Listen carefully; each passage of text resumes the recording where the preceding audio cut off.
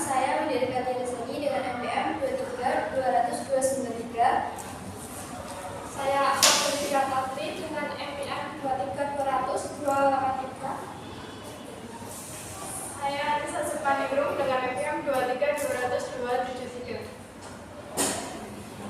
Saya Rawesti Karisma Dewi dengan NPM 23284. Saya Alisa Sumiana dengan NPM 23227. Pengertian kompensasi.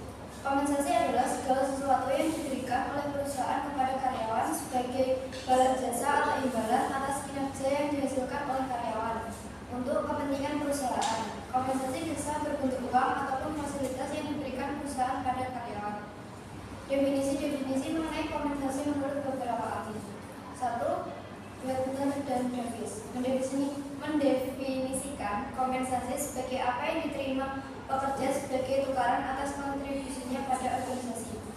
Kedua, menurut Dessler, kompensasi karyawan adalah semua bentuk pembayaran atas hadiah yang diberikan kepada karyawan dan muncul dari pekerjaan mereka. Struktur dan komponen kompensasi. Struktur. 1. Gaji. Gaji merupakan balas jasa dalam bentuk uang yang diterima karyawan sebagai konsekuensi dari kedudukannya dalam perusahaan. Gaji biasanya bersifat tetap dan dibayarkan secara berkala. Kedua, upah. Imbalan finansial langsung yang dibayarkan kepada karyawan berdasarkan jam kerja, jumlah karya yang dihasilkan, atau banyaknya pelayanan yang diberikan. Upah seringkali bersifat variabel dan tergantung pada pekerja. Komponen. Yang pertama ada kompensasi langsung. Gaji dan upah yang diterima karyawan secara langsung sebagai imbalan atas pekerjaan yang dilakukan. Kedua, kompensasi tidak langsung. Tunjangan dan manfaat tambahan yang diberikan kepada karyawan seperti asuransi, kesehatan, tunjangan pensiun, dan cuti. Ketiga, insentif. Pembayaran tambahan yang diberikan untuk mendorong kinerja yang lebih baik seperti bonus berdasarkan pencapaian target. Keempat, penghargaan non-material. Bentuk penghargaan yang tidak berupa uang seperti pengakuan atas prestasi, promosi, atau kesempatan untuk mengikuti pelatihan dan pengembangan. Selanjutnya ada pengertian tunjangan dan insentif. Pengertian tunjangan adalah merupakan bagian dari komponen tambahan yang terdapat pada gaji yang bertujuan untuk menunjang penghasilan serta meningkatkan kesejahteraan karyawan. Tunjangan dapat diberikan berupa uang tunai yang termasuk dalam gaji maupun non tunai. Sedangkan insentif merupakan imbalan yang diberikan kepada karyawan sebagai penghargaan atas kinerja yang melebihi standar yang ditetapkan.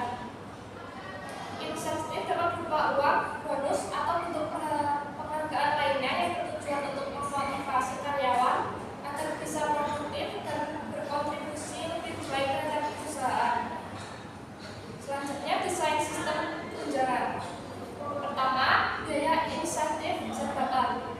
Tunjangan jabatan adalah benefit tambahan yang diberikan kepada karyawan yang memiliki jabatan di suatu perusahaan dikarenakan karyawan yang memiliki jabatan lingkup tanggung jawab yang lebih besar dari karyawan biasa.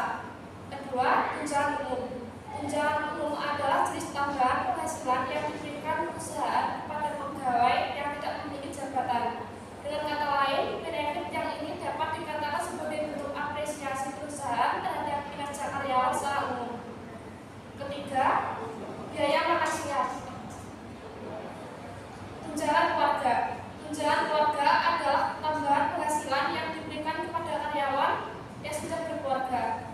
Contohnya, tunjangan istri diberikan apabila istri dari karyawan tidak memiliki pekerjaan, dan tunjangan anak diberikan kepada anak karyawan yang berusia kurang dari 21 tahun dan belum bekerja.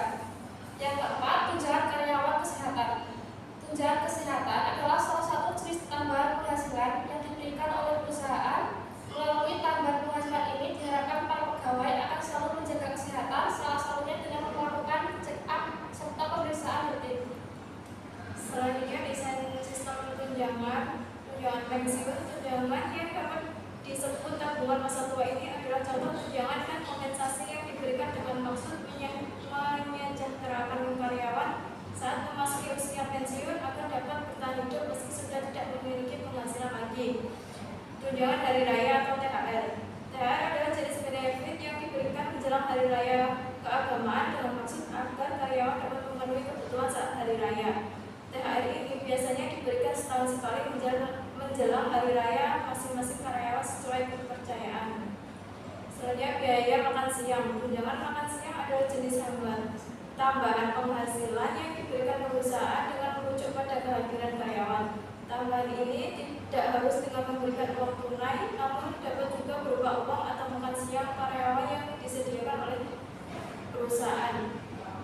Dan yang terakhir, tunjangan transportasi. Benefit terkait transportasi diberikan berdasarkan absensi kehadiran setiap pegawai dengan tujuan untuk mempermudah pegawai menjangkau lokasi kerja. Tidak selalu berupa uang, namun benefit ini biasanya dapat berupa uang transportasi atau layanan antar jemput karyawan. Selanjutnya, desain insentif. Yang pertama, insentif kinerja diberikan berdasarkan pencapaian individu atau tim seperti bonus tahunan atau penghargaan karyawan terbaik. Kedua, insentif fleksibel memberikan pilihan kepada karyawan untuk memilih jenis insentif yang mereka inginkan seperti waktu liburan tambahan atau pelatihan profesional. Yang ketiga, insentif non material termasuk pengakuan publik, sertifikat atau penghargaan yang tidak berbentuk uang. Selanjutnya, strategi penggajian dan keadilan internal. Pertama, struktur gaji berdasarkan kinerja. Karyawan diberi penghargaan berdasarkan kinerja individu atau kinerja tim. Strategi ini mendorong produktivitas dan dapat mencakup bonus, komisi, atau insentif berbasis target. Yang kedua, struktur gaji berbasis pasar. Perusahaan membandingkan tingkat gaji yang ditawarkan oleh perusahaan lain di industri yang sama, sehingga dapat memberikan kompensasi yang kompetitif. Yang ketiga, kompensasi total. Paket ini mencakup gaji pokok, tunjangan kesehatan, bonus, serta manfaat lainnya seperti cuti berbayar atau program kesejahteraan. Yang keempat, fleksibel. Karyawan dapat memilih tunjangan yang sesuai dengan kebutuhan pribadi mereka seperti program asuransi, liburan tambahan, atau opsi pensiun. Contoh kasus di PT PLN Persero. PT PLN Persero merupakan perusahaan yang bergerak di bidang jasa pengelolaan listrik. Sumber daya manusia yang handal dan kompeten merupakan faktor pengungkit untuk keunggulan bersaing PT Persero, sehingga mengembangkan kompetensi sumber daya manusia merupakan salah satu faktor kunci keberhasilan untuk mencapai visi dan misi PT PLN Persero. Sejalan dengan visi, misi, dan strategi perusahaan untuk menjadi perusahaan kelas dunia di bidang jasa kelistrikan, perlu diterapkan upaya yang lebih fokus dalam pengembangan SDM secara konsisten dan terus-menerus. Indikator penelitian kompensasi pegawai outsourcing berdasarkan teori rival 2013 dalam Torik Maulana 2015. Kompensasi finansial langsung, gaji, upah, insentif. Kompensasi finansial tidak langsung, cuti, tunjangan, asuransi, dan fasilitas. Kompensasi finansial langsung. Yang pertama, gaji.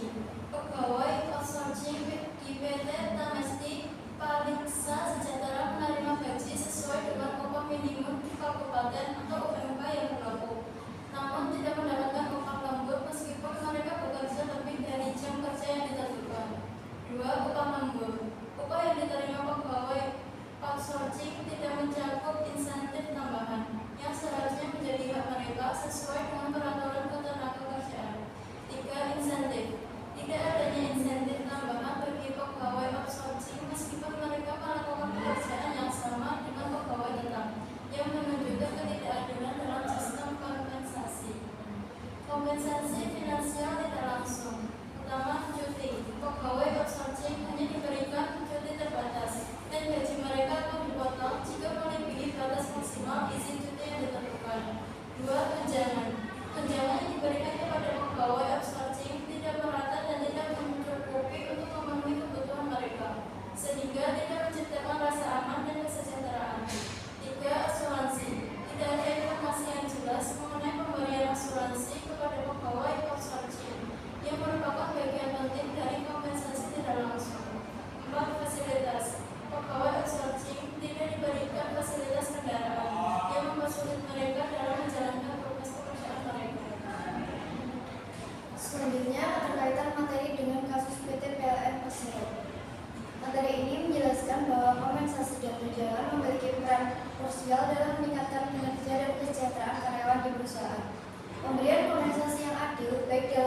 finansial seperti gaji, insentif, dan bonus, maupun non-finansial seperti pengakuan dan lingkungan kerja yang mendukung dapat memotivasi karyawan untuk bekerja lebih baik dan meningkatkan loyalitas mereka terhadap perusahaan. Selain itu, tunjangan seperti kesehatan, cuti, dan tunjangan hari raya berkontribusi pada rasa aman dan kesejahteraan karyawan. Yang penting untuk menciptakan lingkungan kerja yang produktif.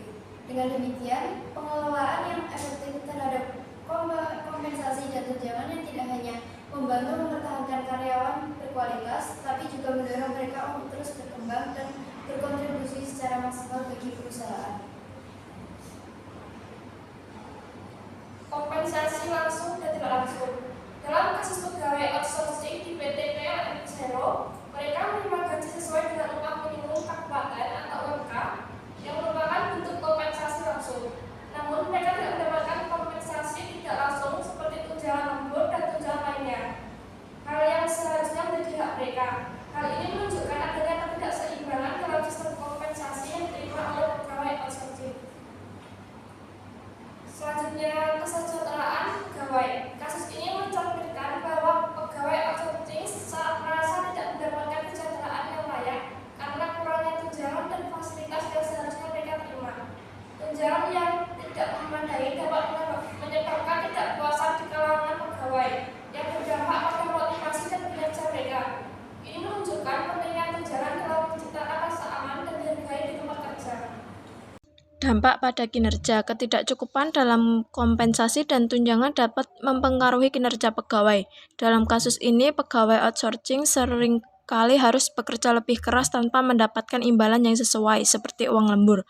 Hal ini dapat mengurangi motivasi mereka untuk bekerja dengan baik, yang pada akhirnya berdampak negatif pada produktivitas perusahaan. Selanjutnya, kepatuhan terhadap regulasi ketenagakerjaan. Kasus ini juga menunjukkan pentingnya kepatuhan terhadap regulasi ketenagakerjaan yang mengatur hak-hak pegawai termasuk hak atas tunjangan dan kompensasi lembur. Ketidakpatuhan perusahaan dalam memberikan tunjangan yang sesuai dapat berpotensi menimbulkan masalah hukum dan merugikan reputasi perusahaan. Secara keseluruhan, kasus pegawai outsourcing di PT PLN Persero menunjukkan bagaimana ketidakcukupan dalam kompensasi dan tunjangan dapat mempengaruhi kesejahteraan dan kinerja pegawai, serta pentingnya manajemen yang baik dalam kedua aspek ini untuk menciptakan lingkungan kerja yang positif.